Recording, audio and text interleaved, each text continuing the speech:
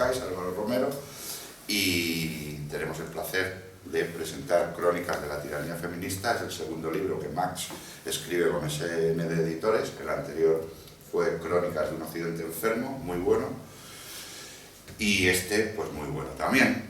Y dar las gracias a Alicia, que ha hecho un esfuerzo importante en su tiempo, porque tenía compromisos importantes, en estar hoy aquí con nosotros. Y nada más, yo poco más puedo decir, dar el paso a Alicia y luego a Max Romano que os explique la tiranía. Gracias a los dos.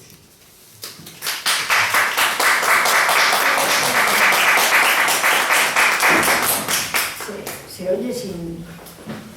Yo creo que se oye sin sonido, o hay que... No, se oye sin sonido, pero bueno, tampoco, para los que estamos duros de oído. Pero está... Para la grabación. Pero está encendido... Sí. Ahora sí, vale. Bueno, pues... Hola. Sí. Mira, así mejor, ¿no? Sí, casi mejor, sí. Bien. Nada, yo desde luego también iba a dar las gracias, desde luego a los que habéis venido, porque venir a una presentación de un libro en estos tiempos en los que se leen pocos libros, pues hombre, no deja de ser un esfuerzo, no deja de ser pues un hecho disidente. Luego además el tema también es disidente, con lo cual hacéis trabajo de disidencia y eso está muy bien. Y desde luego a Max por escribir un libro sobre un tema tan particular. El tema de escribir estos libros sobre el feminismo, sobre la ideología de género, sobre todo lo que está sucediendo, a mí me parece muy importante, por la sencilla razón de que hay que dejar glosado y dejar constar y dejar por escrito todo lo que está sucediendo. Y no es tontería, porque nos han llegado manuscritos y cosas de hace miles de años, y todo lo que ponemos en la red, cualquier día de repente nos hacen una de estas tormentas electromagnéticas o yo qué sé, y va a desaparecer todo. Yo a veces pienso en las fotos de mi familia, que antes las tenía todas en papel, ahora como los pendrive donde guardo las fotos, como me cambian el sistema operativo, me quedo sin fotos, me quedo sin una gran parte de mi vida. Yo esto lo dejo como reflexión, pero a mí me preocupa, Bueno, el caso es que está bien dejar las cosas en redes y que se llegan a lo mejor más lejos, pero no van a llegar temporalmente más lejos. Entonces eso, dejar libros escritos a mí me parece muy importante. Y además, Max no solo, que luego hablaremos, glosa todo lo que ha estado pasando, sino que además tiene la amabilidad de mencionar a unos cuantos malditos. ¿Quiénes somos los malditos? Me menciona a mí, soy una maldita y yo se lo agradezco. Menciona al juez Serrano, otro maldito, menciona a Rafael Palacios, a Rafa Pal, que fue de los primeros también que escribió sobre el tema de la ideología de género, que yo, desde luego, descubrí el libro después de escribir el mío. O sea, yo pensaba que no había casi nadie que hubiera escrito sobre eso, y sí que había gente. También habla de José Díaz Herrera, que habla del varón castrado, también de todo el tema de la criminalización del varón. Es decir, nos menciona una serie de gente que, teniendo en cuenta a lo que nos enfrentamos, sabemos perfectamente que somos malditos y que vamos a desaparecer, y que no nos van a poner una calle nunca jamás, aunque escribiéramos 30 libros, aunque nos la mereciéramos, que en este momento, al menos en mi caso, no, pero bueno. Y estamos perseguidos y sabemos que vamos a pasar al olvido, nosotros y lo que contamos, porque nos enfrentamos a una tiranía que mata precisamente olvidando a la gente.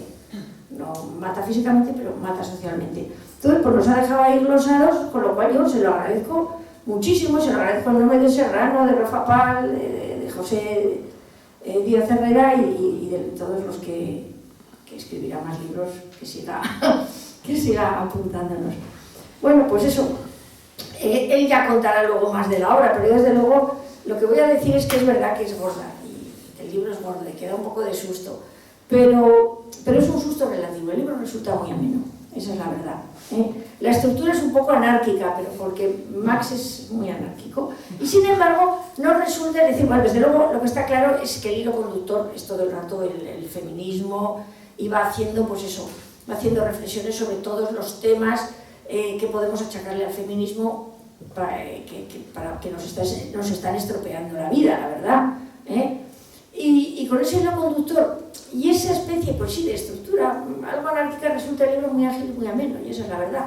O sea, no cansa, vas leyendo las cosas, vas viendo ese hilo, vas viendo las cosas que iban haciendo los años que él se ha dedicado a contar. Y es que, o sea, dices, es que si viene un marciano aquí con un poco de sentido común, desde luego se llevaría las manos a la cabeza y diría, pero ¿cómo hacen estas cosas? Pues es que es así, es así lo que hemos vivido. Y cuando lo lee uno, pues se da cuenta de que es posible que estemos en el bando de los perdedores, pero desde luego estamos en el sitio justo, estamos en el bando de los justos. O sea, aquí se está haciendo de todo, se están vulnerando derechos, se está mintiendo, se están metiendo teorías científicas, se está haciendo de todo. Y precisamente los que nos enfrentamos, pues estamos todos en el bando justo. Claro, ¿por qué Max se puso a investigar todo esto? Yo me lo imagino, porque me imagino que le pasó como a mí, porque también tiene otros libros, uno de ellos precisamente Crónicas de un Occidente enfermo, también, es decir, claro, lo que vas reflexionando sobre este desastre que estamos viviendo, o sea, este desastre de sociedad que de verdad que estamos dejando a los que vienen detrás, y es así. A mí me pasó igual, yo empecé a ver cosas, yo supongo que le pasaría, que no te cuadran, empiezas a reflexionar, empiezas a atar cabos. ¿Por qué? Porque somos seres racionales y te das cuenta de que aquí hay algo más, que las cosas están concatenadas y vas tirando del hilo y vas encontrando todo. Y esa es la verdad. Él va describiendo pues, todas las acusaciones que podemos hacerle al feminismo, las va reflexionando, va dando argumentos. Es muy bueno, otra de las cosas buenas de este libro y de libros que se escriban sobre este tema, es que nos dan argumentos, nos dan visiones y argumentos para poder enfrentarnos a todo esto, que desde luego es un desastre. El desprecio a las mujeres, o sea, no hay cosa que más desprecie a las mujeres que el feminismo. Empieza prácticamente de lo primero que aparece es que para el feminismo somos tontas, nos tiene que dirigir, nos tiene que decir, todo lo que nosotros pensamos está mal pensado, porque las mujeres somos tontas, necesitamos que el feminismo nos dirija. No solo eso, sino que luego toda esta locura de somos iguales, pero no somos iguales, pero sí somos iguales, pero no somos iguales. ¿A qué me refiero? Que somos iguales, pero luego resulta que no somos tan iguales. Y que, por ejemplo, físicamente está claro que no somos iguales y tienen que poner marcas diferentes para bomberos y bomberas o para policías y policiesas. El caso es que reconocen que no somos iguales, y esa es la verdad. Pero eso sí, tenemos que ser iguales. Y tenemos que, muchas veces, para desempeños diferentes, cobrar lo mismo porque tenemos que ser iguales. Pero no somos iguales, pero no somos iguales porque, por ejemplo, mentalmente tampoco somos iguales y lo saben. Y nos encontramos con cosas tan curiosas como que en ajedrez hay dos categorías. ¿Qué hay dos categorías? Pues la mixta y la femenina. ¿Qué significa esto? Pues que en la categoría mixta pueden participar las mujeres, pero no participan porque, de hecho, las hermanas polgarestas que fueron unas cracks en ajedrez, pues eran la 100 y pico, la 80, es decir, y se les ocurrió hacer eso, una categoría mixta y una categoría femenina, que, por cierto, aprovecho para proponer en el caso de las personas transexuales, que haya una categoría mixta en la que están los hombres y esas personas que se autoperciben mujeres, y luego, por Dios, las categorías femeninas. Es decir, que es que no somos iguales, no somos mejores o peores, es que de esas cosas, a ver si... Bueno, voy a seguir contando lo que también cuenta Max en el libro, que nos habla de esos nuevos referentes de las mujeres. O sea, ¿dónde se ha visto cosa igual? En vez de referentes positivos nos ponen de referentes a las orcas más feas, a las brujas más espantosas, a las señoras más egoístas que no quieren ser madres pero por puro egoísmo, a unas tías machotas que pegan mucho. Esos son los nuevos referentes de las mujeres que nos trae el feminismo. O sea, hemos perdido el sentido del humor. Es otra de las cosas que él va señalando. Es verdad, yo me acuerdo de cría, además yo soy de Logroño. Entonces en Logroño están lo que se llaman las jotas de picadillo, que consisten en que una jotera mujer pone verde a los hombres. Y entonces un jotero hombre pone verdes a las mujeres. Y todos nos reíamos mucho en el bar, escuchando a los joteros, porque en Logroño se canta mucho la jota y pues, en tu grupo te encontrabas con que tenías algún jotero y alguna jotera. Entonces nos poníamos todos verdes, nos reíamos todos mucho y ahí no había pasado nada. Ahora, esas letras de jotas, las que refieren a la mujer, son delitos, señores. O sea, no se pueden cantar. Entonces, nos han quitado el humor y además encima, claro, nos han hecho que, si por ejemplo yo escucho una jota que se mete con los hombres, es que me sienta mal, me parece injusta, digo, pobrecillos, porque no se van a poder defender. Y si el pobre hombre se quiere defender y canta una de esas jotas de picadillo, pues le puede caer la del pulpo, ¿eh? Y es así. Él también habla pues, de la expulsión del hombre en todos los ámbitos. Habla también de lo curioso que es que el hombre no es cualquier hombre, en realidad es el hombre blanco y heterosexual. Porque con esto de las teorías interseccionales, el feminismo interseccional, si tú tienes algún tipo de, digamos, de discriminación, ya se te perdona un poco. Claro, si eres hombre heterosexual pero eres negro, pobrecillo, pobrecillo, ¿eh? Si eres hombre blanco pero eres homosexual, también perteneces a otro grupo discriminado, pobrecillo, pobrecillo. Así que es el hombre blanco heterosexual, posiblemente, hay quien señala que posiblemente de derechas, posiblemente además si se añade católico peor todavía, y si ya además encima es del Real Madrid, pues ya no.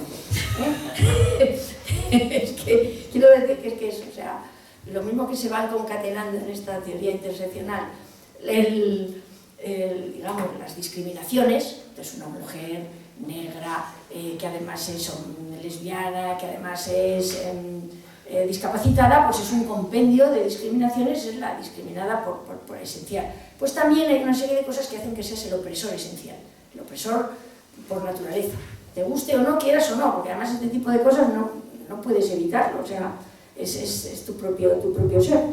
Bueno, pues eso, digamos, este feminismo tirano, es que está haciendo un daño enorme a todos, a los hombres, a las mujeres, a las familias y sobre todo a los niños. Yo lo que peor llevo en este momento, o sea, sabiendo que nos está haciendo daño a todos, el daño que se está haciendo es terrible a los niños. ¿Cómo los utiliza? ¿Cómo los engaña?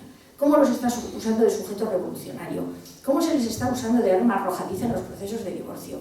¿Cómo se les está engañando con teorías diversosexuales que son mentira y con decirles que pueden ser hombres, mujeres y se les está arrojando a tratamientos rarísimos y a operaciones mutiladoras? Es todo terrible, es todo terrible. Bueno, el libro, otra cosa también de las que señala, que es muy interesante, es la visión que tiene Marx y que en realidad es la visión que tiene Marx de la masculinidad. Él va desgranando, digamos, lo que le llama, como le llaman los fundamentos de la masculinidad, va desgranando en el libro, y nos va dando una especie de imagen de lo que podríamos llamar el eterno masculino, que existe, el eterno masculino, como existe el eterno femenino. Es decir, cuando nos imaginamos un hombre de los de antes, cuando nos imaginamos a nuestros abuelos, a nuestros padres, nos imaginamos algo así, alguien con una serie de características que se han empeñado en que desaparezcan, porque lo cierto es que esta ideología, al final, como todos sabemos, es reducir población, y aparte de otras muchas cosas, como el aborto, como las relaciones no reproductivas, etcétera, etcétera, está tratando de que los sexos dejemos de atraernos, es decir, de feminizar a los hombres, de masculinizar a las mujeres. Y ese eterno masculino y ese eterno femenino, que es en realidad lo que nos atrae, se está eliminando. Y eso es una de las cosas, y naturalmente cuando dejemos de atraernos, aparte de todo lo demás, pues difícilmente esta sociedad y este mundo va a poder continuar. De hecho, las tasas que tenemos las tasas de nacimientos, de natalidad, sí, de reposición, iba a decir, son terribles. Y son terribles en España, pero es que luego miras y la inmensa mayoría de los países occidentales u occidentalizados, porque hay varios países asiáticos con tasas parecidas, no solo Japón, pues resulta que estamos todos igual, estamos todos que tenemos pirámides poblacionales. Y eso es terrible, porque cuanto más vamos avanzando en la pirámide, más difícil va a poder ser retomar. Es decir, ahora necesitaríamos 50 años para poder recuperar un poco, y necesitaremos muchos más años si es que en algún momento abandonamos esta soberana idiotez de ideología, que es la ideología de género. Y bueno, y ya voy a dejar paso al autor para que él nos cuente, y desde luego agradecerle pues eso, su valentía, sus ganas de recapacitar sobre esto y de transmitírnoslo, y muchas gracias.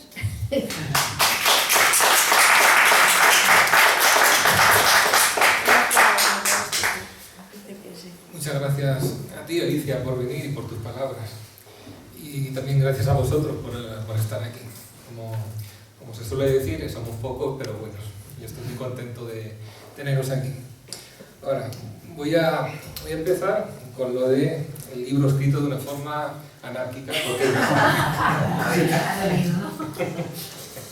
y además que vaya peor. Mi primer libro, Azotes de nuestro tiempo, ya era un poquito desordenado, pero por lo menos era una serie de 68 breves ensayos que tenía. Luego el segundo fue mucho peor, porque eran impresiones de noticias, comentarios de libros, de películas, un poco de todo, un poco aburrido. Y este, pues yo diría que es peor todavía, aunque le gusten los libros sistemáticos, pues lo va a pasar mal. Pero yo lo he escrito así, aposta. Yo he querido escribir un libro con muchos registros diferentes. Hay algunas partes que están escritas de manera muy objetiva, casi como un estudio. Cuando yo empiezo a hablar de datos estadísticos y empiezo a desenmascarar las falsificaciones feministas.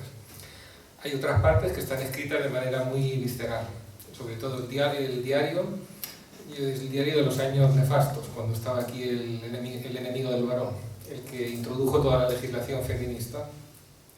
Alicia nos ha contado cómo ella empezó a despertar. Mi despertar fue algo parecido. Yo estaba viviendo en Italia y vine en el 2007 a España. Había estado muchos años viviendo en Italia. Ya sabía un poco cómo iban las cosas en España, que estaba el señor Zapatero, que había introducido una legislación feminista, pero la primera cosa que yo vi cuando vine de Roma al aeropuerto de Madrid fue un cartel como de 10 metros de largo sobre la violencia de género, la violencia machista. Y bueno, esto en la Unión Soviética, en Corea del Norte, estoy seguro que había carteles parecidos. Este es un cartel estalinista puro y duro. Eso fue el primer choque. Luego ya empecé a ver cómo trataban los periódicos el tema del feminismo, de la violencia, etc. Y me di cuenta que estábamos en un régimen de tiranía feminista. Ahí empecé a escribir una serie de artículos en mi blog. Una parte de esos artículos los he refundido y los he elaborado en forma de diario. Es el diario de un hombre que se ve catapultado en esta tiranía feminista. Quizá es la parte que está escrita de forma más visceral. Y vamos, para mí es bastante entretenido, es un poco autobiográfico también. Hay otra parte que son todos los artículos que he escrito para el Correo de España sobre el tema del feminismo. Mientras el diario nos dice cómo estaba el tema del feminismo hace 10, 15 años, cómo se generó esta tiranía feminista, pues los artículos recientes nos dicen cuál es la situación ahora. Y hablo pues efectivamente de muchas cosas, como ha dicho Alicia, del feminismo que trata de tontas a las mujeres. Hay un artículo muy curioso que es sobre un juego, sobre el Monopoly, que todos conocéis. Pues a alguien se le ocurrió sacar un Monopoly feminista. ¿En qué consiste? Pues que, como sabéis, cuando se pasa por la casilla de salida se da un cierto dinero a los jugadores. Pues se da buena ventaja a la mujer, por ser mujer. A las jugadoras se les daba un 20% más de puntos. Ahora, como el decir que la mujer tiene necesidad de ese 20% más de puntos, visto que el Monopoly es un juego de inteligencia y no de fuerza, es como decir que tiene un 20% de discapacidad intelectual. Con perdón por el razonamiento un poco de grano con eso, pero esencialmente es eso. Dar esa ventaja a las mujeres significa que están llamando tontas a las mujeres. Que claro, cada uno jugará como quiera el juego, evidentemente, pero la intención era esa. Y como esa, pues muchas otras cosas. El tema de las cuotas, la discriminación positiva. El tema de las cuotas es particularmente perverso. ¿Por qué? No es solamente favorecer a mujeres inútiles, de las cuales vemos muchísimas en la política. Especialmente con este gobierno han llegado a un nivel de ocupación espantoso las mujeres inútiles. Basta verlas hablar, es que da grima de verdad. Sería divertido si no decidieran estas personas dónde va el dinero público, si no tuvieran un poder que no se merecen. Pero eso es solo una parte. O sea, el hecho de que haya personas inútiles en posiciones de poder, eso ha pasado siempre. Y creo que una sociedad pues, ha sobrevivido siempre a un porcentaje fisiológico de inútiles, como las empresas. Ahora, ¿cuál es lo peor? Lo peor es que ese privilegio es también un insulto a los hombres. ¿Por qué? Porque un hombre, para llegar a una posición de poder, de prestigio, un cierto nivel en la jerarquía social, pues tiene que trabajar, se tiene que sacrificar, necesita hacer un esfuerzo. Entonces, poniendo una mujer allí solamente porque es mujer, lo que le están diciendo al hombre es que su esfuerzo no vale para nada. Y eso es una táctica psicológica, de agresión contra el hombre. Es un menoscabar el sentido que tiene el hombre de su valor, de su lugar en el mundo. Esto es un ejemplo, hay muchos otros de los cuales hablo en el libro. Más cosas que digo. Como veis, esta presentación es tan caótica como el os aseguro que me había hecho unos apuntes, pero estoy cambiando completamente el orden en que quería decir las cosas. Hay, bueno, como están estos artículos, están también comentarios de libros. Los libros de Alicia Rubio, que me han ayudado muchísimo y tengo que reconocer una deuda con ella. Los libros del juez Serrano, La dictadura de género, que ha contado cómo esta secta de locas pues, ha ido ocupando la justicia, la administración de justicia, cómo ha ocupado la política, los medios de comunicación, etc. En particular, el tema de la justicia me parece muy grave. ¿Por qué? Porque el Estado de Derecho se supone que no puede permitir a ninguna secta, a ninguna minoría particular, acaparar una porción del poder y poner su voluntad a los demás. Ahora, yo no soy jurista, yo no sé qué es una aplicación buena o mala de las leyes. Algo puedo saber estudiándola. He tenido que estudiar la ley de violencia de género, la ley de igualdad, que solamente yo sé lo mal que lo he pasado leyendo estas leyes, pero en un trabajo necesario. Ahora, yo no sé, a menos de dedicar mucho tiempo, si las leyes se están aplicando bien o mal, si algo es justo o injusto. Yo para eso confío en la gente que tiene una formación jurídica. Confío en algo que se puede decir una comunidad de personas rectas, honestas, de juristas, que van a impedir que cualquier minoría prevaricadora consiga acaparar un poder excesivo. Pues esto es lo que no ha pasado en la justicia, porque leyendo el juez Serrano, el libro que he escrito, te das cuenta que en medio de toda la persecución de que fue objeto, sus colegas sabían que él tenía razón. Privadamente se lo decían, pero no tenían el valor de decirlo en voz alta. No tenía el valor de hablar abiertamente y de impedir a esta secta de locas y de gente vengativa pues, perseguirle ni condicionar la justicia. Ahora, ¿esto qué es? Esto es una reducción al absurdo del Estado de Derecho. Esto significa que esta hipotética comunidad de gente recta y informada no ha sido capaz de evitar el poder de esta secta. Esto es algo tremendo, si lo pensáis, porque han conseguido acobardar a todos. Y esto pasa en la administración de justicia, pasa en la política, pasa en los medios, pasa en la educación, como Alicia sabe perfectamente. Por luchar contra esta secta de género, pues Alicia prácticamente la expulsaron de la escuela donde estaba. Corrígeme si no sé decir. Sí, bueno, tiene sus variantes, pero vamos, el problema en la educación es terrible porque los claustros están dominados por este tipo de gente y como te salgas del tiesto, pues te machacan. Pues este poder del lobby feminista, esto para mí justifica que lo llame tiranía. ¿Qué es una tiranía? Pues es un sistema que no permite la libertad de pensamiento, que reprime todos los pensamientos disidentes, un pensamiento cerrado como el de una secta. Estudiando cómo funciona el feminismo y los grupos feministas te das cuenta que es una secta. Es una secta que cierra la mente y tiene una mentalidad de clan muy fuerte, muy férrea, hasta el punto de que cuando una mujer sale de esa secta y empieza a criticar, pues se convierte automáticamente en una enemiga. Esta es una pauta común del feminismo que empezó hace muchos años. Esto empezó antes en Estados Unidos. Hay un libro muy bueno de una profesora americana, Christina Hobbs Summers, bastante conocido, se llama ¿Quién robó el feminismo? Y nos cuenta cómo la secta feminista en América empezó a ocupar la educación, la política, las leyes. Y yo estas cosas que cuenta esta profesora las he visto 30 años después en España. Todo lo que llega aquí ha llegado 30 años antes en Estados Unidos. Y por eso, por lo que digo en el libro, que el feminismo tiene unos métodos que están a mitad de camino entre la secta y la mafia. Una secta en cuanto al pensamiento cerrado. Una mafia en cuanto a que es un grupo minoritario que haciendo piña consigue imponer su voluntad a todos los demás. Ahora, esta ocupación del feminismo en toda la sociedad pues tiene recaídas muy graves. Yo voy a hablar de 3 de ellas. Primero, la ocupación de la legislación. La aprobación de una legislación absolutamente infame, persecutoria contra el varón. La ley de violencia de género, que la comento con bastante detalle en el libro, la ley de igualdad. El derecho de familia, que originalmente era un instrumento para proteger a las viudas, a los niños, a los huérfanos. Pues el feminismo lo ha conseguido convertir en una herramienta para perseguir al varón. Ahora, ¿qué es lo que consiguen con esto? Pues consiguen que el padre poco a poco sea expulsado de la familia, o expulsado físicamente, o expulsado porque no se le deja hacer de padre. A eso tenemos que unir toda la campaña de denigración de la figura paterna, que eso no ha empezado hace 10 ni 20 años, ha empezado hace decenios, por no decir de hace siglos. Pues el resultado de esto, ¿cuál es? Es una sociedad donde el padre no tiene ningún papel, donde no se le deja ejercitar su misión de padre y donde puede ser expulsado de la familia. Una sociedad básicamente matriarcal, donde solamente la madre es importante y el padre se reduce a una especie de tarjeta de crédito, a un depósito de dinero al que hay que ordeñar. Pero naturalmente la mujer sola pues tampoco puede educar a los hijos. Entonces, ¿quién los va a educar? Naturalmente el Estado. La expulsión del padre de la familia, digamos, la desincentivación a la formación de familias se resuelve en que esas tareas que ya no realiza la familia las realiza el Estado. Que el Estado se apropia de los niños, se hace cargo de los niños con todas las posibilidades de manipulación y de degeneración que ha comentado también Alicia Rulli, toda la manipulación sexual de los niños que está teniendo lugar por parte de las lobbies de género. Esa ocupación de la legislación y esa destrucción de la familia se resuelve en un Estado que tiene cada vez más poder. Porque la familia es un freno al poder del Estado, es una estructura intermedia, es un núcleo de resistencia de las personas. Si las personas no forman familias y cada uno va a su aire, el Estado pues no tiene a nadie enfrente, ya no tiene ningún freno para manipular a niños y a jóvenes.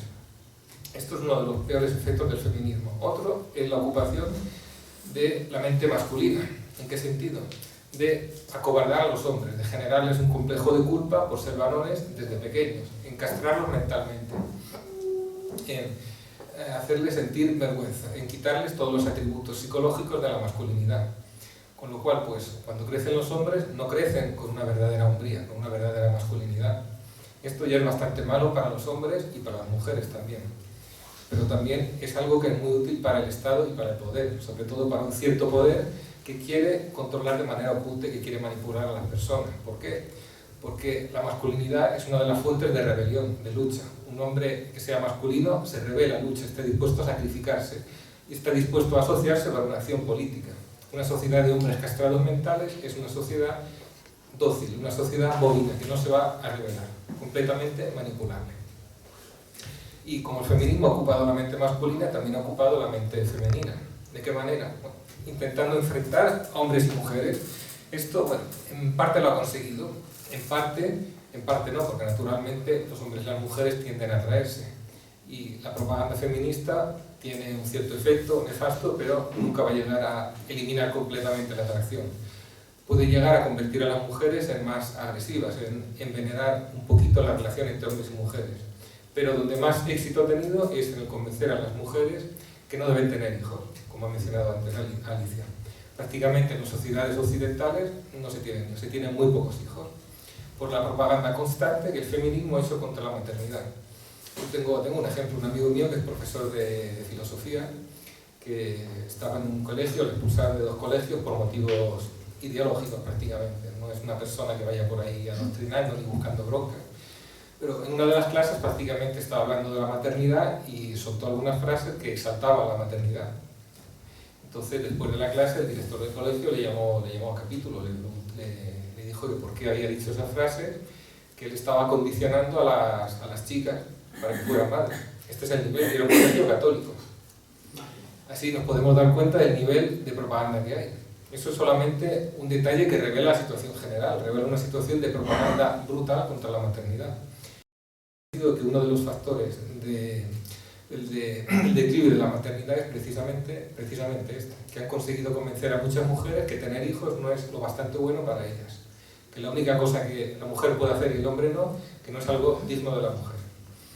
Ahora, si nosotros combinamos estos 3 efectos sociales, digamos, la ocupación de la legislación, la ocupación de la mente masculina, la ocupación de la mente femenina, pues vemos que el feminismo está creando una sociedad dócil, una sociedad domesticada, una sociedad de personas solas, donde el poder no tiene ningún freno delante de sí, donde no se tienen hijos y por tanto donde existe un vacío demográfico. Y ahora entramos en un tema que no es feminismo, pero es colindante al feminismo. Ahora, ¿qué significa que hay un vacío demográfico? Que va a faltar gente. Y ese vacío demográfico, ¿por quién o por qué se llena? Pues por una inmigración sin control, totalmente sin control y masiva. Ahora, podríamos pensar que el feminismo, si realmente quiere proteger a la mujer y conseguir una sociedad más segura para las mujeres, debería mirar con atención el tema de la inmigración incontrolada.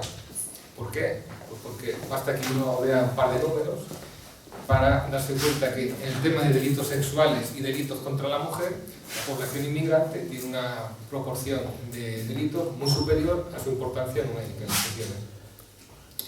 Eso lo he estudiado también en una de las secciones de descontaminación mental. Por ponernos un ejemplo. relativamente a la población de inmigrantes de origen africano, la tasa de violaciones es 10 veces mayor. Y la tasa de agresiones sexuales menos graves que la violación, 3-4 veces mayor. Es el doble en países de fuera de Europa, no África, sino América, Asia.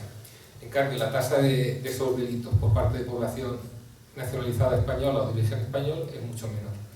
Entonces, ¿por qué el feminismo no dice nada sobre esto? O sea, evidentemente, mirar estas cifras, si el feminismo realmente quisiera proteger a la mujer, se preocuparía de crear una sociedad más segura para la mujer.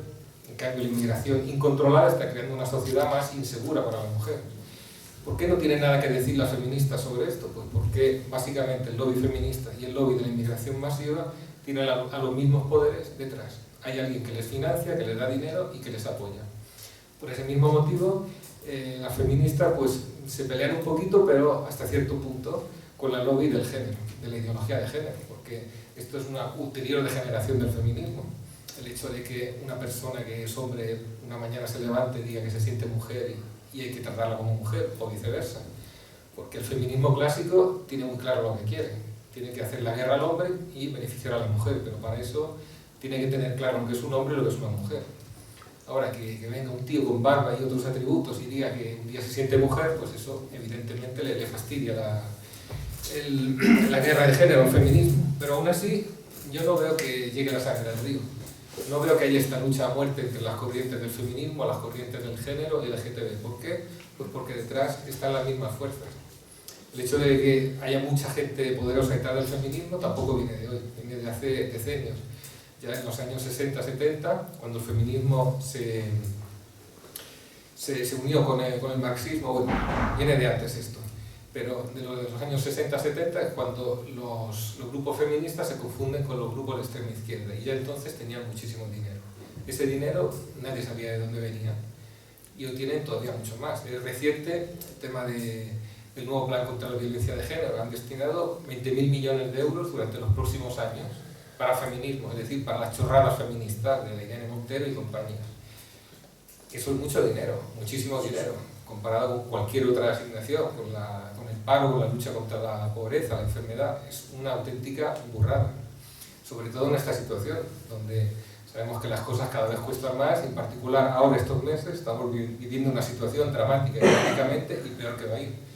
Pero a pesar de eso, a esta gente no les importa el bienestar del país, la gente que de verdad tiene necesidad. Les ha importado soltar 20.000 millones de euros para las chorradas feministas. En esta sociedad estamos.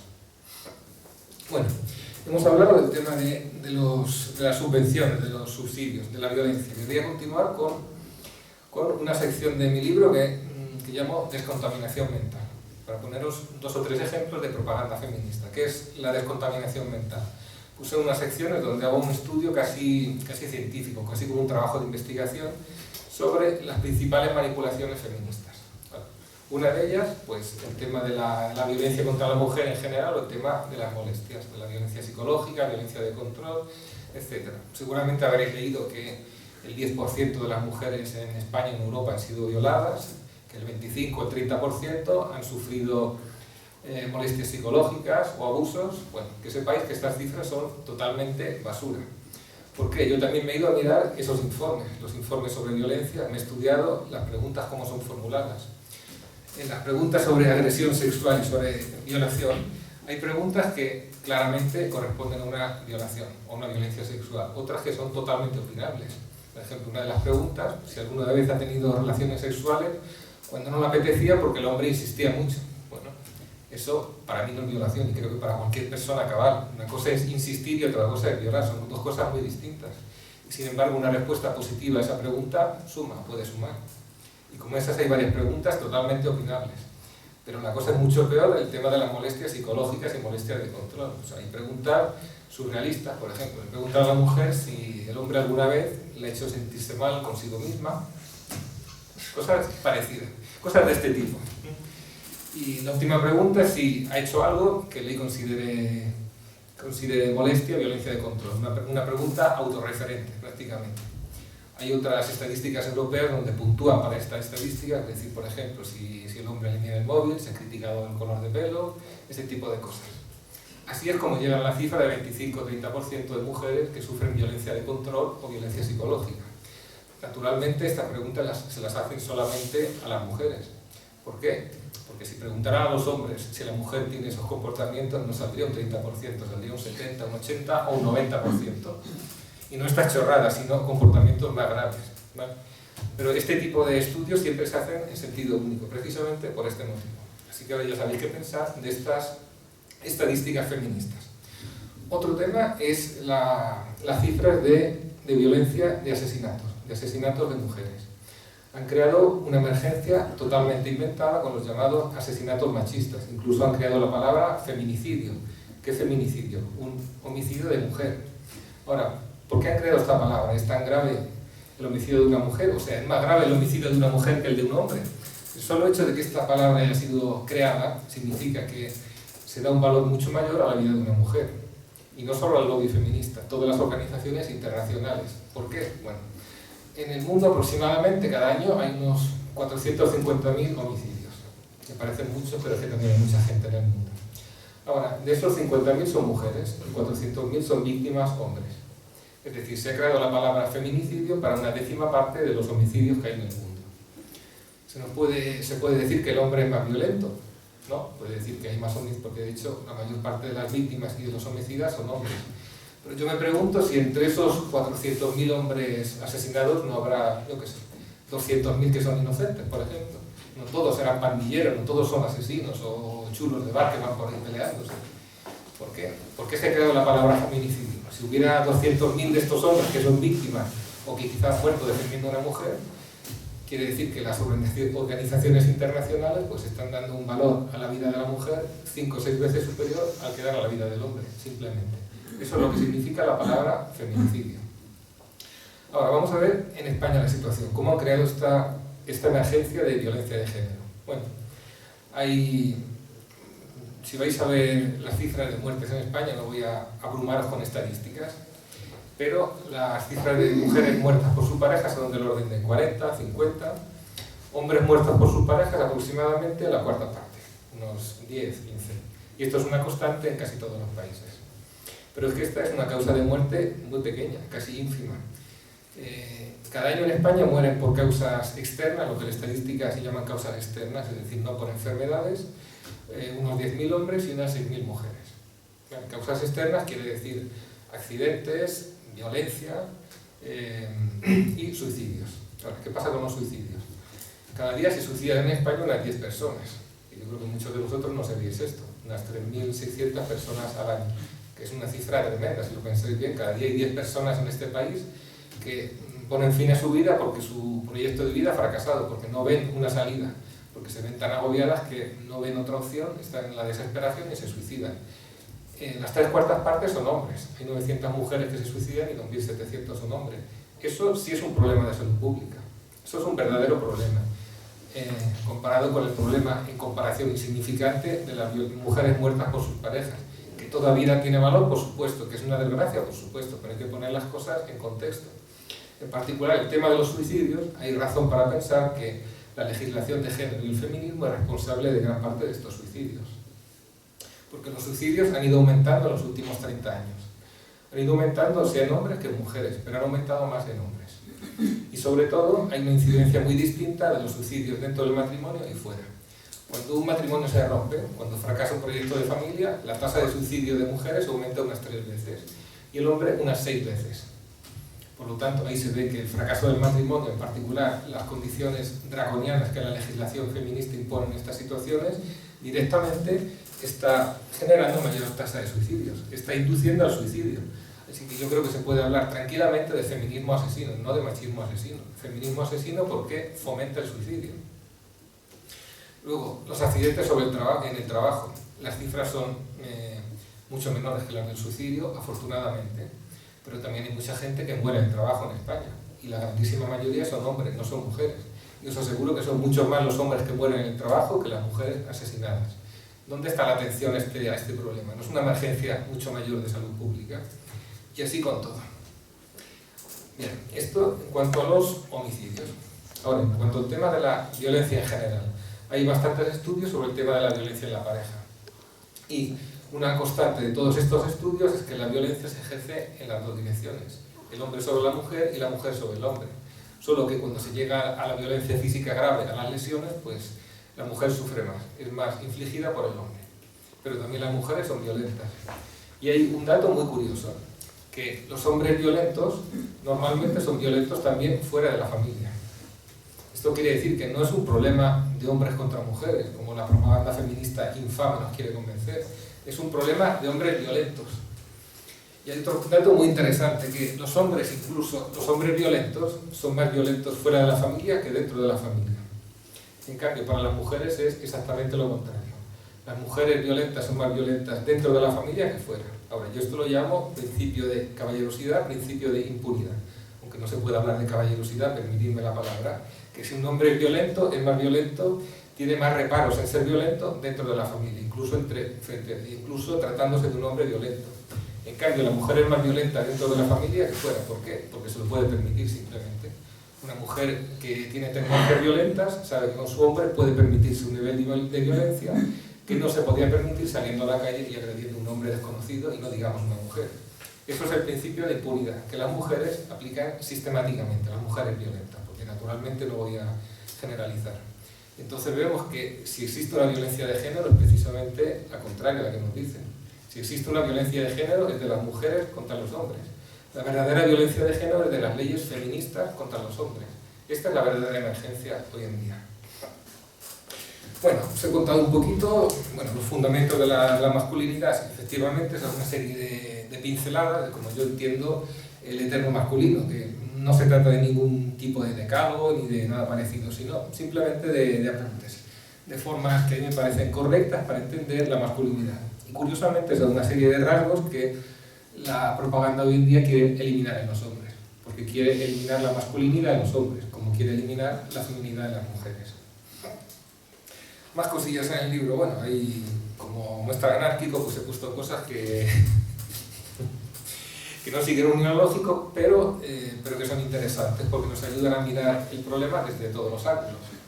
Por ejemplo, la ciencia ficción feminista, que es algo que poco saben qué es. Te quería comentar que me lo había dejado. Eso me hizo a mí mucha gracia. Sí, comenta. Dale al libro. Sí.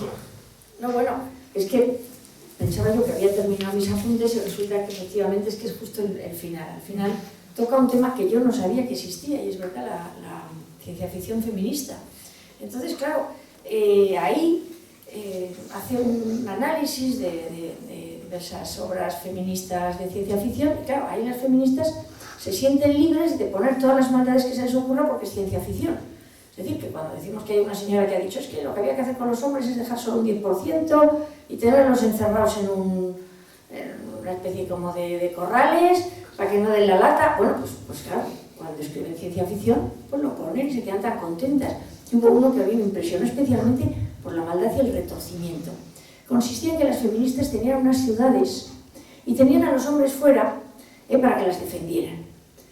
Los hombres creían que los hijos que esas mujeres de dentro tenían eran sus hijos, pero en realidad las feministas los estaban engañando, porque esos hijos eran de los pocos hombres que estaban dentro, que eran más serviles y más domesticados, digamos, y en realidad no tenían hijos con esos pobres señores a los que tenían para defender las ciudades. Entonces, de vez en cuando organizaban entre ciudades feministas una guerra para matar a los hombres que sobraban. A mí me parece eso, de un retorcimiento y una maldad. Entonces se los iban quitando del medio a los pobres hombres y los tenían ahí malviviendo fuera y además encima guerreando para defenderlas y en realidad lo que estaban haciendo era matarlos. O sea, son todas historias tremendas. Pero eso a mí me impresionó por el retorcimiento. Y le dejo a él que... Sí, efectivamente, esa en particular es bastante retorcida y tiene bastante maldad. Pues todas muy malas. Bueno, hay otra que es incluso divertida, ¿no? Que son dos mujeres con unos hombres, tienen un accidente de avión, se quedan en la selva y al final el tema es que los hombres no entienden a las mujeres, no saben lo que quiere decir. A un cierto punto llegan dos extraterrestres, no se sabe de dónde, en una barca. Y como los hombres no las entienden, pues se van con los extraterrestres a su planeta, porque cualquier cosa es mejor que los hombres. Es una cosa totalmente demencial, hasta divertido, eso es divertido. Pues sí, la ciencia ficción feminista, donde efectivamente estas señoras se expresan sin ningún tipo de tapujo, y por eso precisamente es interesante. Luego tengo alguna sección en que hablo del futuro. Bueno, grosso modo el libro está organizado en tres partes, una sobre el presente, otra sobre el pasado, otra sobre el futuro. La del futuro, pues comento cuál pueden ser algunos desarrollos, dónde vamos a ir con esta sociedad, y también he escrito 3 cartas a mis 2 hijas que tengo y a un hijo que no tengo, pero imaginando que lo hubiera tenido, pues le he escrito esa carta.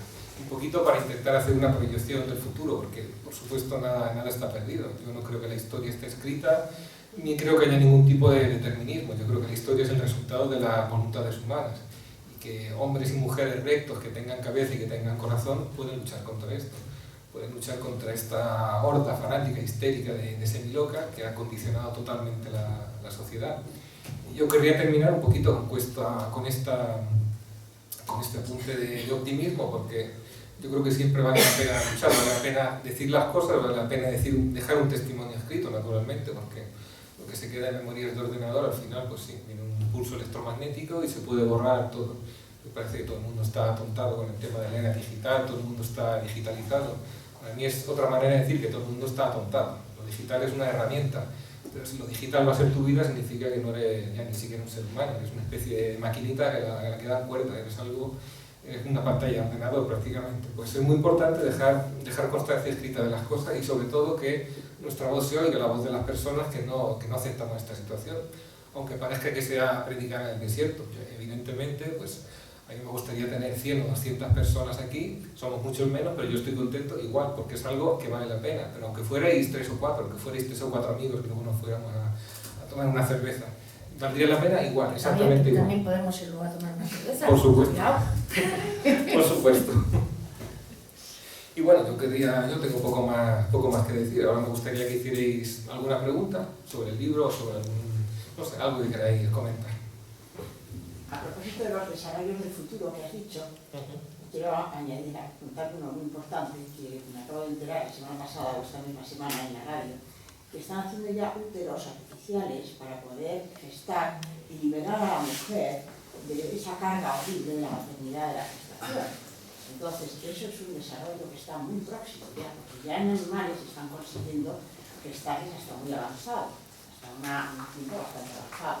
Entonces quieren prescindir incluso de la mujer. Sí. Y crear ellos la vida. Porque incluso ni siquiera hace falta los espermatozoides masculinos ahora ya. En animales ya están consiguiendo duplicar los gametos femeninos para no necesitar los masculinos. Es un desarrollo futuro impresionante. Este es un sueño de las feministas, poder prescindir del hombre totalmente. De hecho, no hace más que decirnos que somos inútiles los hombres. El problema es que esto poco a poco se va a ir retorciendo también contra las mujeres. Esta agresión contra la naturaleza, esta agresión contra la realidad, al final no sé qué tienen que ganar las mujeres. O sea, ¿qué tiene que ganar la mujer con la destrucción de la maternidad? Entonces, ¿para qué sirve la mujer? ¿Para qué sirve el cuerpo de la mujer? Tiene una mente, tiene un útero, tiene unos instintos. Si todo eso lo va a hacer una máquina, eso es algo que se va a retorcer contra las mujeres. ¿Quién quiere quitarle la maternidad a las mujeres? Pues las mujeres fracasadas, evidentemente. Las mujeres odiadoras de la maternidad, las lesbianas, las personas que han fracasado como mujeres y que odian todo lo que es específico de la mujer. Pero dar un apunte rápido, que yo me he dedicado muchos años a esto, el aborto es lo que hace a las mujeres ser así, de perversas, de enfermas y de desequilibradas. Porque el aborto causa el síndrome post-aborto, que tiene muchas facetas, entre ellas la de ser radical feminista. De odiar los hombres. Será una parte de ellas, hay muchas también radicales que nunca han sido madres o que han tenido... Además porque, aparte de porque muchas son infumables, porque... o lesbianas o directamente no... El lesbianismo proviene mucho de mirar parte del aborto también. Sí, yo me pregunto, ¿por qué para rebatir a todas estas hordas de dementes, de taradas mentales, de deficientes, en fin, podría seguir, pero me canso? ¿Por qué seguimos hablando de violencia de género, dándoles no sé qué razón, sino violencia de sexo? Es sexo masculino y sexo femenino, inherente al ser humano, porque el género lo es a las cosas y el sexo a las personas. ¿Por qué seguimos hablando de violencia de género? Totalmente de acuerdo contigo. De hecho, yo cuando hablo de violencia de género lo pongo entre comillas siempre. Si ves mis escritos, porque yo no acepto ese lenguaje. Ese lenguaje es el lenguaje del enemigo, precisamente. Yo hablo de violencia en familia, si tenemos que hablar de familia. El género es un concepto gramatical. Pues el género lo que está en la frutería. El género está en la frutería, ¿no? En las tiendas. ¿Puedo yo decir? que respecto al tema de la maternidad y de los úteros artificiales y de que dejemos las mujeres de ser nada, es que a mí me hace gracia cómo nos han engañado, porque lo que sí que es cierto es que la naturaleza ha generado unos potentes mecanismos para que nosotros actuemos para sobrevivir la especie. El objetivo de nuestros cuerpos y de nuestras mentes es que la especie sobreviva. Entonces, lo mismo que el sexo nos resulta gratificante porque es necesario para la procreación, es que luego la maternidad tiene unas gratificaciones enormes, pero porque es el propio instinto y es la propia naturaleza la que hace que haya un momento en el que empiezas a mirar cunitas, que es cuando de repente notas, digamos, si eres una madre tardía, que te está sonando el famoso reloj biológico que le llamamos las chicas, que empiezas ya a querer tener una criatura porque hay algo que te... Es decir, que necesitas, que quieres, que te gusta, y naturalmente cuando tienes a la criatura, aparte de la oxitocina, de cómo ya puede ser tu bebé el más feo del mundo, que a ti te parece el más guapo y el más maravilloso, porque estás llena de oxitocina, que es la hormona del amor, o sea, y a partir de ahí son todo gratificaciones, pero se ocultan, y solamente, es decir, y todo este instinto solamente puede ser una ideología muy potente y un machaque continuo. Y luego la otra cosa que iba a decir sobre el género es que hay que darse cuenta de una cosa. O sea, yo soy totalmente contraria, como más y como todos los que estamos aquí, de hablar de género. Claro, nos lo ponen en las leyes, la violencia de género, tal. Pero lo cierto es que al fin y al cabo es la construcción social de la sexualidad. Y es el famoso comienzo a donde vamos a ir después. Es decir, tú eres mujer biológica, pero es que además eres mujer porque te has construido socialmente como mujer. Y es eso lo que te hace, esa construcción social que tú has hecho de tu sexualidad, lo que te hace ser inferior. Y por lo que el hombre, que se ha hecho una construcción social de la masculinidad machista, te considera un ser inferior. Es decir, esas construcciones sociales luego ya se van a convertir en construcciones biológicas. Y vamos ya a la siguiente parte, en la que tú te construyes definitivamente como hombre y como mujer, al margen ya de tu sexo. Pero claro, ellas lo usan por eso, porque consideran que tú eres mujer porque te han construido socialmente como mujer, te han educado como mujer, te han hecho ser servil, te han hecho ser sumisa, esas bobadas que ellas piensan y creen. O sea, es en el momento en que tú te conviertes en una construcción social que es por la que los hombres te maltratan. Y es la que ellas están intentando eliminar. ¿Tenías una pregunta? Sí. Sí, ante tu disculpa porque me he equivocado de calle, me he ido hasta casi la Plaza Mayor. Me he ido a calle Toledo con la Ronda de Segovia. Nunca venía por aquí, tal vez. Y solo me ha dado tiempo a tomar las anotaciones de lo que has dicho. Y hay un tema que te voy a dejar para último porque es cómico. Pero bueno, feminicidio, se ha puesto ahora feminicidio, ¿no? ¿Y lo adopta la Real Academia de la Lengua? Sí, ¿no? O... Eso no lo sé. Que yo sepa, no, pero... Porque en algunos países es sí. Bueno, es que es absurdo porque es que cualquier cosa que hable niño ya estás diciendo que es parricidio, que realmente no tiene sentido que tenga que aprobarse. Lo quieren decir pues porque lo digan. Pero hay una cosa que a mí me han rechazado 3 veces. La última dijeron que sí, pero no lo han puesto. Porque tiene una espada Damocles de las feministas, de las más llamadas feministas, que es embrismo. El embrista y embrismo. No lo ha cogido. La última me dijeron que de acuerdo, que no estaba para usar divulgar. Ponga, busque usted en internet, va a ver cuántos cientos de miles aparecen. Y dije, vale, pues tiene usted razón, pónganlo. No, ponen Beatlemanía, chupi, yupi, gapa, pin, mucho raro, pero eso no. Segundo, mujeres asediadas cada año, perdón, es que me ha cambiado la palabra. Mujeres asesinadas cada año. Es que como no haya esas mujeres asesinadas cada año, se les acaba el negocio. Ya no tienen más argumentos. Es que les interesa que maten a una mujer, como hacen tantísimas faenas a los hombres. Hace unos 10, 12 años, hicimos una estadística, un cálculo, un cómputo, y aproximadamente de cada 8.000, 9.000 hombres, uno asesinado. Pero es que claro, dejar una institución a los hombres, es una institución tan hundida que muchos se suicidan sin matar a nadie. Eso no cuenta. Pero otros pocos, esos 8 o 9.000, un 8.000avo o 9.000avo, asesinan. Feminismo de ficción para expresarse a su manera, lip, ¿no? Sí, pero es que la mujer también, para tener libertad de expresarse, pero también tiene la mujer libertad de pegar a un hombre en la calle y maltratarle, da igual. Un hombre es una mierda, puede hacer lo que quiera una mujer, no solamente dentro del hogar, como os he dicho, en la calle también. Ha habido varias grabaciones de cómo se comporta una mujer pegando en la calle y nadie dice nada, se ríe y todo, y como un hombre haga lo más mínimo a una mujer, ya está todo el mundo contra él. Están llegados a montar ese sistema. Y luego, lo último que digo, lo que te voy a decir es que 10% en España, 10% de mujeres violadas, dicen ellas, ¿no? Coño, que de tantas las que son violadas ya directamente, ¿para qué complicarse la vida? Mucho más del 50%, las que son madres son violadas. Cuando llegan a ser violadas, se acaba el problema y ya no molesto, no robo más. Bueno, es interesante lo que has dicho. El tema del embrismo, pues sí, no lo quieren aceptar porque el lenguaje es importante. El lenguaje lo usamos para pensar. Si no existe una palabra, no se puede pensar el concepto. De hecho, yo soy feminista, me considero feminista. Porque el feminismo nació para defender los derechos de la mujer. Claro, y soy antimachista. Igual que soy masculinista y antiembrista. Son cosas distintas. De hecho, el término feminicidio, como he dicho, lo que significa es que se da mucho más importancia a la vida de la mujer que a la del hombre. ¿Por qué existe el término parricidio, por ejemplo? Porque un parricidio no es un asesinato cualquiera, es un asesinato contra el padre. Antiguamente era un crimen capital o regicidio, porque tiene más importancia que un asesinato normal. Feminicidio significa que la vida de la mujer vale más que la del hombre. El tema de los suicidios de las mujeres muertas, efectivamente, cuantas más haya, más alimenta el chiringuito. Asesinatos. Yo eso lo llamaría, digamos, si tuviera que hacer una contabilidad del chiringuito feminista, lo llamaría un activo inmaterial, la cantidad de muertos.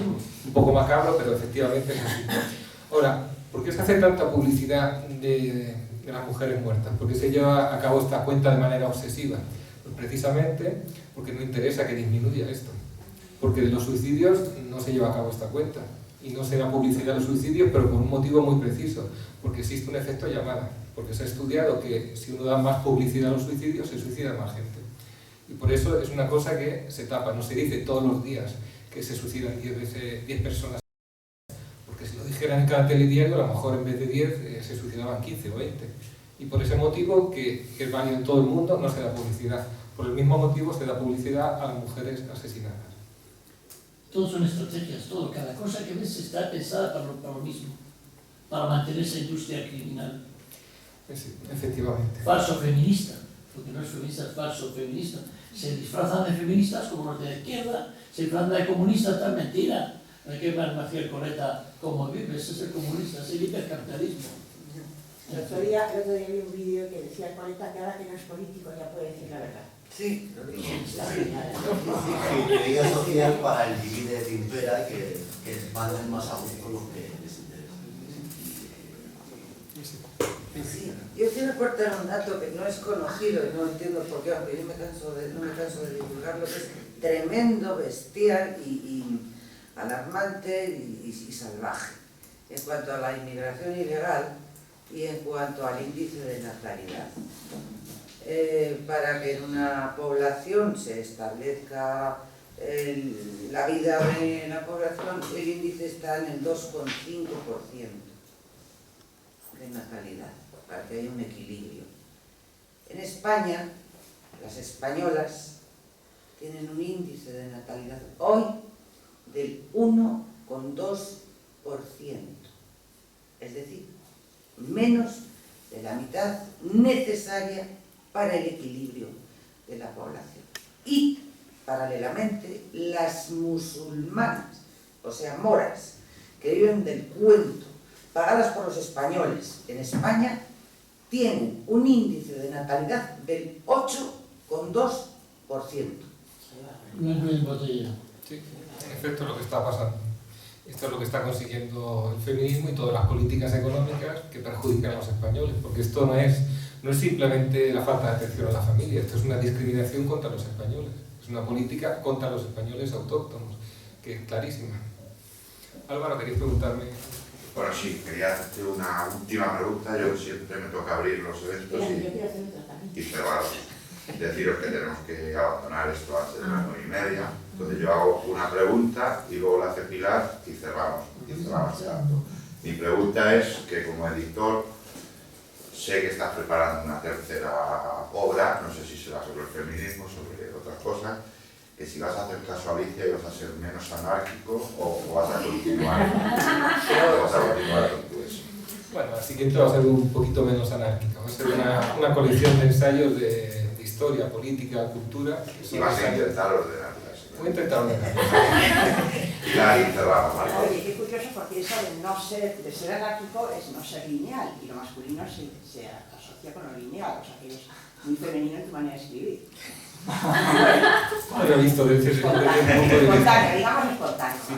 En mi cabeza sí que tengo ordenadas las cosas. ¿Eh? En mi cabeza sí que tengo ordenadas las cosas. El libro anterior, de Crónicas de un Occidente enfermo, es desordenado, pero porque yo dejo al lector la tarea de ordenarlo. Después de escribirlo, he dado una serie de conferencias organizando todo eso en lo que he llamado 11 líneas de necrosis del Occidente enfermo. Pero eso yo no lo pongo en el libro. En el libro yo lo he dejado al trabajo del lector, que se ordene en el libro. Una cosa quería decir, un apunte importantísimo, y es que toda esta tiranía ha llegado hasta la Iglesia, hasta el campo religioso, porque ahora están intentando desterrar a Dios Padre, con la diosa Madre, con la diosa Tierra, con Gaia, con la Pachamama, está en la Iglesia católica ya metida, la tiranía feminista, y esto es gravísimo, gravísimo. Ahora la consagración esa que van a hacer mañana, ya habla, una de las advocaciones es la tierra del cielo, a la Virgen la llama la tierra del cielo, no la llama reina del cielo. Ya todo es una manipulación de la mujer para adaptarla a las teorías de la nueva era. Esto es un tema que da para mucho, toda esta nueva espiritualidad, entre comillas, hasta la New Age, todo eso es un tema relacionado con el feminismo, pero si nos ponemos a hablar de eso ya estamos hasta tenéis mañana. a Francisco que lo va a solucionar. Sí, se te lo está haciendo. Está haciendo el problema, no la solución. Pasado mañana, sábado, frente al Ministerio de Sí. Desigualdad, Sí. lo sabéis, ¿no? Por lo que recuerdo. Manifestación, En pro de la vida. por la vida y por los hijos de Cuba. Sí. Sí, pasado mañana frente a la calle, pero el Ministerio de Desigualdad. A las 6:30. Lo que ahora Max os firma todos los libros que compréis. Y muchas gracias, y sobre todo Alicia, insisto, por el esfuerzo.